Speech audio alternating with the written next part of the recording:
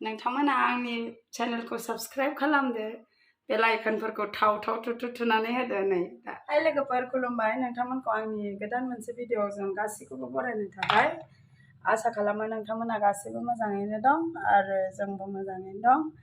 दिनै आङो नोंथांमोना मोनसे भिडिअ शेयार खालामनो नंदों नायलांबाय थादो नोंथांमोना आं मा बनायनो नागिरदों नै फान्थावखौ बनायगोन जोंथ' जों गामियाव बेखौहाय सावनानै देनानै जायोना बिराद गोथाव मोनो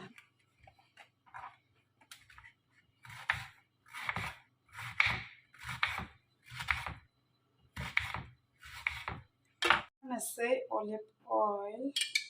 2 चम्मच डालते हैं ना 2 चम्मच काफी है फ्राय संख्रि एसे होनसै एसेल' होनांगौलै बारा संख्रि जाया बिसोरो मिक्स खालामसै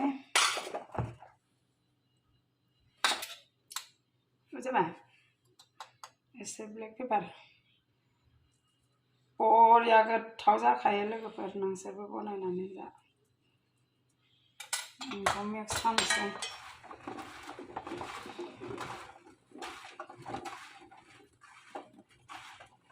ओमफ्राय दायो बेखौ अभेनाव सोनोसै वाव गरम जाबाय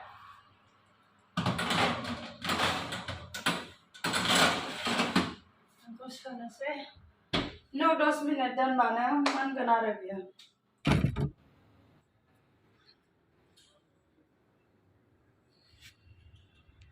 नै बियो रेडि जाबाय जों बेखौ खेंनोसै वाव गुदुं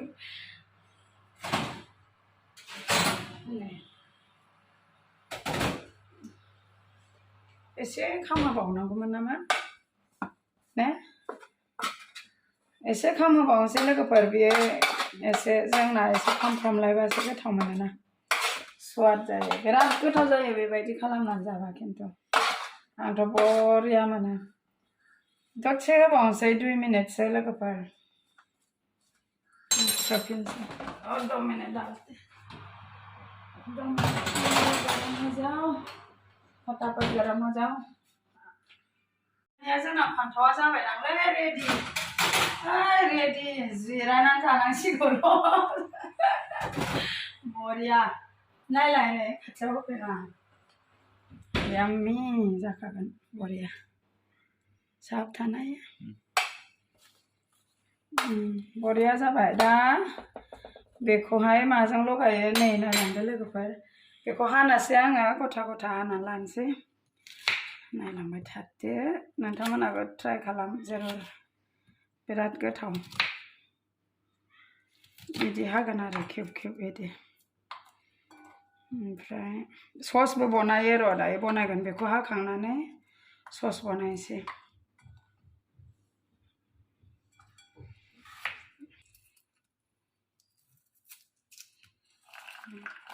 थाबाय दायो बेखौ हानोसै टमेट'आ हाइब्रिद जानांगौ होमबा साबसिन जायो बियो एसे दै जानो नागिरोलै मोदै गजोब्बाय गाबबाय आङो सामफ्राय दायो सस बनायनांगौ लास्ट प्रसेस दायो ससनि थाखाय जोङो नैबेखौ सेबनाय जाबाय नारेंखौ नोंथांमोन बेखौ नारेंखौ होनोसै नोंथांमोना आंनि भिडिअखौ मोजां मोनदोंबा अन्नानै आंनि चेनेलखौ साबस्क्राइब खालामदो लाइक खालामदो साबस्क्राइबनि बेल आइकनाव थुं थुं थां थां थुलाबायनानै होदो लोगोफोर आंनि सनाफोर दायो अलिभ अइल होनोसै नै बेनिफ्राय मा होनो ब्लेक पेपार एसे जेनेबा बेसेबां जायो बेनि एकर्डिं होनांगौ आरो संख्रिखौबो थोद बेयाव हालदै दंदेरोलै हालदैलाय नांदेरगोन नङाबा बेलेग संख्रि होनोसै आं नै बे थेमानिफ्राय बेसेबां संख्रि जायो बेनि गावनि एकर्डिं होजायो बिसोरथ' संख्रि खम जायोना ओंखायनो एसे खम होनोसै आरो मालिकफोरा संख्रि खम जायोलै ओमफ्राय जोंहासो गान्दा सालाय बायदि होख्लायखायो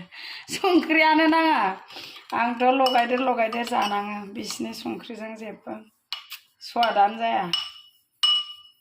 आलासि फैगोन लोगोफोर जोंना क्रिसमासनि नालाय बिराद आलासि फैबाय थायो दा बेखौनो आलासिफोरनो जाहोगोन ओमफ्राय बिनि बेलेग आइटेम दंबावो ओमफ्राय आं गासिखौबो भिडिअ लानो हाजोबाना समनि आंखालबो थायो खामानि एरा माथो भिडिअ बनायबाय थाबाय ओंखायनो आं बे मोनसेयावल' बनायबाय आरो सानाय नायनोसै एसे याम्मी बरिया जाबायलै खिन्थुबा गोखै अ मा बेखौ सारफ्लांसै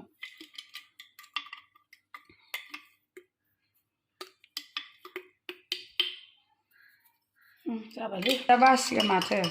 एफा गोबाब संख्रिया गान्दानि बायदि होननानै रायबा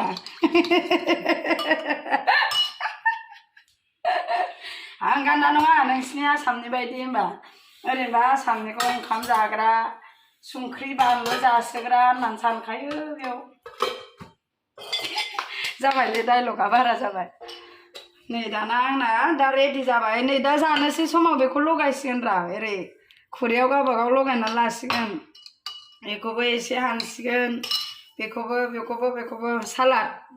मा होनगोन फान्थाव ग्रिल सालाद होनसिगोन आरो बेखौ लोगोफोर दा आङो भिडिअखौ एसेयावनो दोनथ'नोसै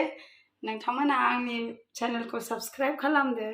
बेल आइकनफोरखौ थाव थुनानै होदो नै दा आंनि आइटेमखौ नायदो नोंसोरबो बनायनानै जादो गासिखौबो खुलुमनाय थाबाय बाय बाय